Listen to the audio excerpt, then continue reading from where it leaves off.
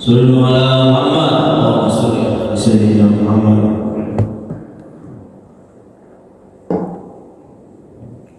Assalamualaikum warahmatullahi wabarakatuh.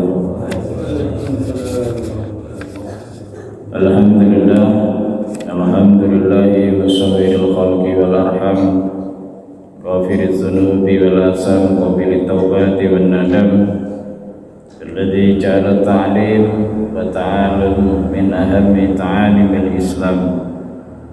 أشهد أن لا إله إلا الله وحده لا شريك له شهادة تنجينا بها من جميع الأهوال والآفات والآلام، وأشهد أن سيدنا ونبينا محمدا عبده ورسوله معدن العلوم والعرفان والحكم. اللهم صل وسلم وبارك على خير الأنام حبيبنا شفينا ومولانا محمد صلى الله عليه وسلم نور السلام وعلى آله وصحبه وأتباعه بيوم رسالته إلى يوم الزحام. أما بعد، رب اشرح لي صدري ويسر لي أمري واحلل عقدة من لساني يفقهوا قولي. رب اشرح لي صدري ويسر لي أمري wahlul 'uqdatam min lisani yafqahu qawli. Rabbi shrah li sadri wa yassir li amri wahlul 'uqdatam min lisani yafqahu qawli. Fa ila hadratin nabiyil mustafa Muhammad rasulillah sallallahu alaihi wasallam wa ala alihi wa sahbihi wa azwajihi wa auladihi wa dhurriyyatihi jami'al baiti ajma'in summa ila jami' akhwani من الأنبياء والمرسلين والشهداء والصالحين والصحابة والتابعين والعلماء العاملين المخلصين والمصنفين والمفسرين أئمة الأربعة المجتهدين وجميع المجاهدين في سبيل الله رب العالمين والملائكة المقربين خصوصا مصنف هذا الكتاب الإمام علامة أحمد بن حسين الشربي بسجاء والشيخ محمد بن قاسم الغوثي أن الله يغفر لهما ذنوبهما ويرحمهما ويجعل درجاتهما في الجنة. نفعنا الله بهما وبعلومهما في الدارين لنا لهما ولهم الفاتحة. أعوذ بالله من الشيطان الرجيم. بسم الله الرحمن الرحيم. الحمد لله رب العالمين الرحمن الرحيم مالك يوم الدين إياك نعبد وإياك نستعين اهدنا الصراط المستقيم صراط الذين أنعمت عليهم غير المغضوب عليهم ولا الضالين. Amin. Yang saya muliakan, saya taati para alim, para ulama, para sepuh, para asatidz, para hujat, wabil khusus tentunya untuk DKM kita, DKM Masjid Al-Bayyinah, Ustaz Ali Akbar, para asatidz yang lain, Ustaz Doni, Ustaz Untung, dan para guru semua, para jamaah semua yang dimuliakan oleh Allah. Alhamdulillah kita pagi ini kembali bertemu kajian yang ke-26. Pagi ini kita akan membahas tentang sholat gerhana kalau cukup waktunya, mudah-mudahan cukup. Seperti biasa sebelum taklim kita mulai, kita baca Fatihah sekali lagi. Mudah-mudahan kita semua yang hadir di majelis ini Allah berikan sehat afiat, umur yang panjang, barokah, rezeki yang banyak berlimpah. Diberikan kita oleh putri Allah, putra-putri yang soleh dan solehah, akan kita berpulang kepada Allah. Diberikan kita kematian yang husnul khatimah ala hadiniyah wa ala kulli niyatin solehah fa ila hadratin nabiyil mustafa Muhammadin rasulillah sallallahu alaihi wasallam. Al-Fatihah.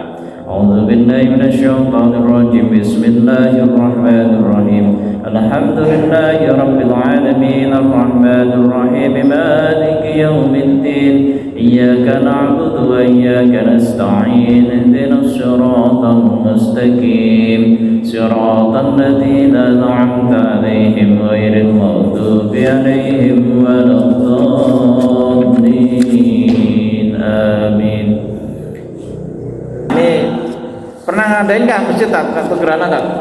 Wah, sholat lah. Oh iya. Sini nggak pernah ketinggalan nih Pak. Wah itu.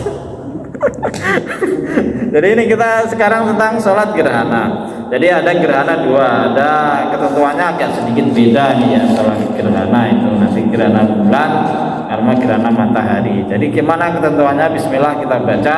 Hukumnya sama. Jadi sholat gerhana baik gerhana bulan maupun gerhana matahari sama hukumnya dengan sholat Idul Fitri, sunnah muakkadah. Jadi waktu itu sholat gerhana itu terkait dengan peristiwa waktu itu. Kalau ini ya munculnya itu karena waktu itu bertepatan dengan meninggalnya putra Rasulullah SAW yang bernama Ibrahim. Jadi Nabi itu kan, yaitu kalau kita sebagai manusia biasa juga agak sedih sebenarnya. Nabi itu perjuangannya luar biasa, tapi beliau sendiri tidak punya putra laki-laki.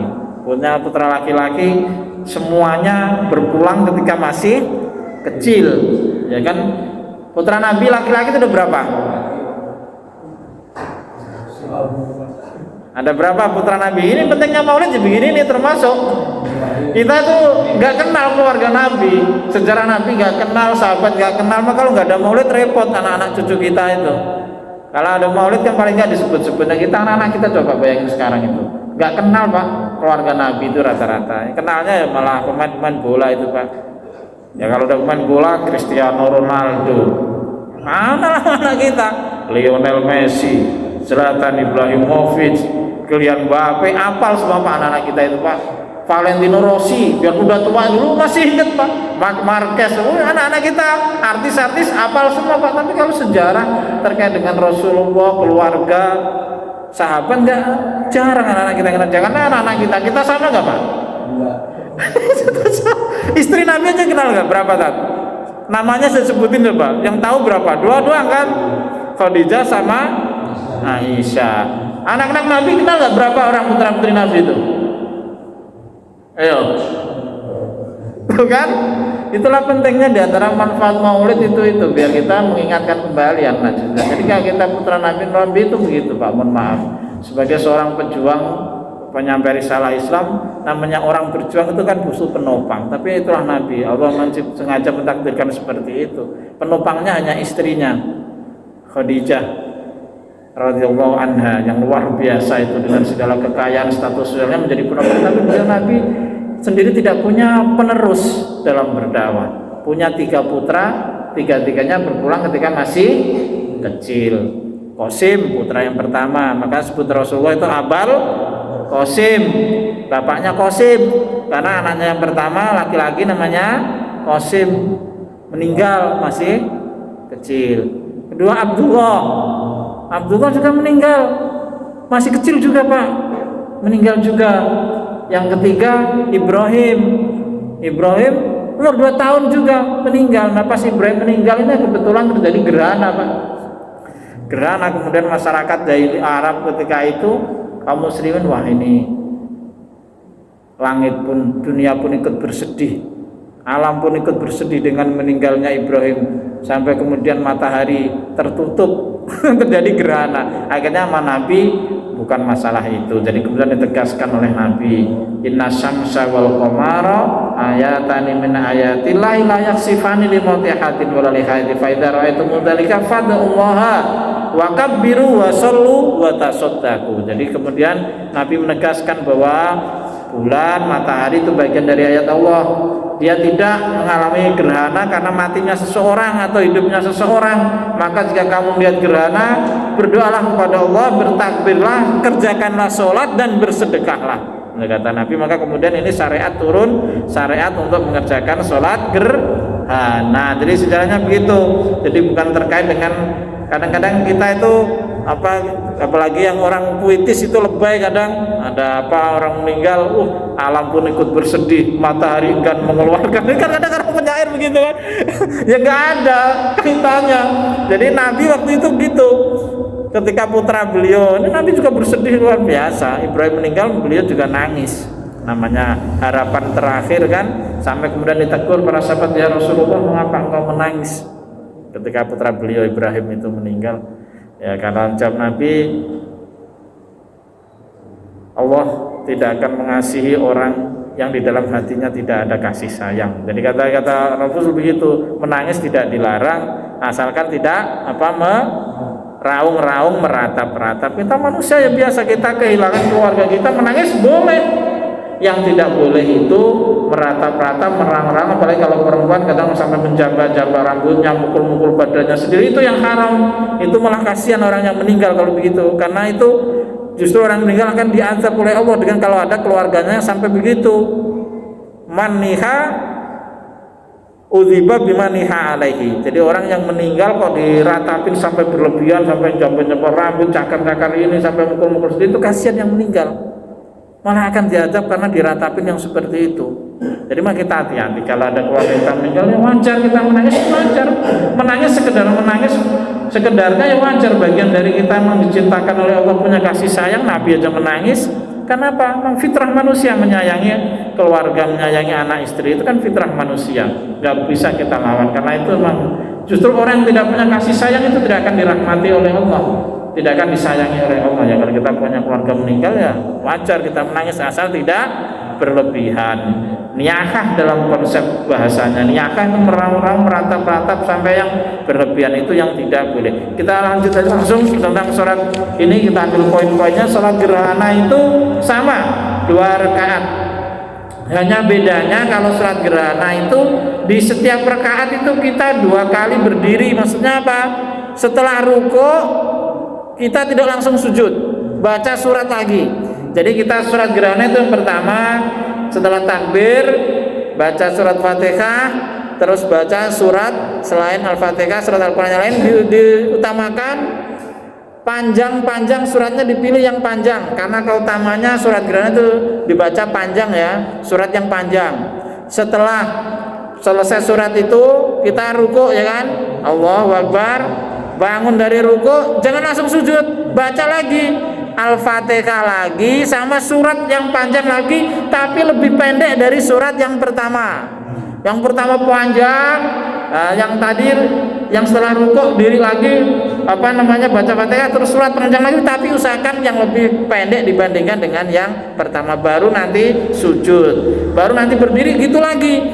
Jadi itu setiap 4 kalau dihitung rukuknya jadi 4. Jadi bacanya itu karena setiap rakaat itu nanti 2 kali rukuk, 2 kali baca surat. Ini yang prakteknya seperti itu kan, udah biasa kan. Jadi kalau surat gerhana takbirnya biasa, nggak sampai kayak surat Idul Fitri, Idul Adha enggak, takbir biasa, tapi itu tadi bacanya yang panjang. Setelah rukuk jangan langsung sujud, baca lagi, baca surat Al-Fatihah lagi, baca surat lagi, baru sujud seperti biasa 2 kali sujud, terus duduk di antara sujud lagi, baru berdiri lagi tadi baca surat Fatihah, baca surat, ruku, berdiri lagi, baca lagi, baru nanti seperti itu. Intinya hanya itu aja tata cara pelaksanaan sholat gerhana. Jadi kalau sholat gerhana ada sedikit perbedaan, itu niatnya itu. Kalau niat untuk sholat gerhana bulan, usolli sunatal khusufi raka'ataini imaman atau imaman lillahi ta'ala. Yang itu usolli sunatal khusufi syamsi, atau ada juga yang menyatakan usolli sunatal khusufi raka'ataini. Jadi kalau gerhana bulan itu pakai kha, kalau gerhana matahari pakai kaf. Nah, bedanya hanya di itu. Ada yang sholli sunatal kusufi raka'ataini imaman lillahi ta'ala, ada yang sholli sunatal kusufi kalau untuk gerhana matahari, atau yang lebih lengkap sholli sunatan li kusufi syamsi raka'ataini. Jadi ada imaman lillahi ta'ala. Bedanya kalau gerhana matahari itu sholatnya disyariatkan secara samar, nggak kenceng kalau gerhana matahari bacaannya. Jadi setelah baca salat takbir itu kayak kita ngerjain sholat duhur asar itu, nggak kenceng kalau gerhana matahari. Tapi kalau gerhana bulan, karena dia pelaksanaan malam, dianjurkan membacanya keras seperti kita mengerjakan sholat maghrib, isya, subuh, karena malam itu madhiul jahri tempatnya. Jadi kalau sholat gerhana bulan bacaannya kenceng ya, jahar. Kalau gerhana matahari bacaannya sir pelananya itu aja perbedaannya. Waktunya sudah 30 menit, barangkali mau ditanyakan. Pelaksananya yang matahari dan bulan Sampai, nah itu di sini juga disebutkan waktu kalau gerhana matahari begitu kejadian, nah kita langsung masih belum kelihatan, itu masih tertutup, kita mengerjakan sholat gerhana matahari maupun gerhana bulan. Hilangnya apa? Ya ketika itu sudah muncul lagi. Atau kalau gerhana mataharinya mepet habis asar, ketika matahari tenggelam ya waktunya berarti sudah habis. Kalau matahari bulannya terjadinya misalkan habis subuh mepetnya, habis subuh kita langsung sholat gerhana, misalkan nggak jelas terus waktunya, terbit matahari itu juga waktunya sudah habis. Jadi waktu mulainya ya ketika gerhana itu terjadi, kalau gerhana matahari sampai dengan waktu terbenamnya matahari. Kalau gerhana bulan ya ketika gerhana bulan terjadi sampai terbitnya matahari. Jadi itu waktunya. Jadi kalau gerhana mataharinya kok habis asar itu misalkan mepet ya habis. Kalau nggak habis asar kan waktu berakhirnya kan sampai matahari itu muncul, sinarnya ke matahari itu mulai muncul lagi. Bulan juga sama, waktunya habis ketika sinar bulan itu udah mulai kelihatan lagi, itu waktunya habis. Jadi begitu, waktunya mulai ketika terjadi gerhana sampai bulan itu kelihatan atau matahari itu kelihatan lagi. Tapi kalau nggak kelihatan lagi waktunya mepet ya, misalkan gerhananya itu habis subuhnya sampai waktunya sampai terbitnya matahari. Kalau waktunya gerhana matahari kok habis asar misalkan ya sampai dengan terbenamnya matahari. Patokannya hanya itu aja perbedaannya. kalau matahari tempatnya di mana?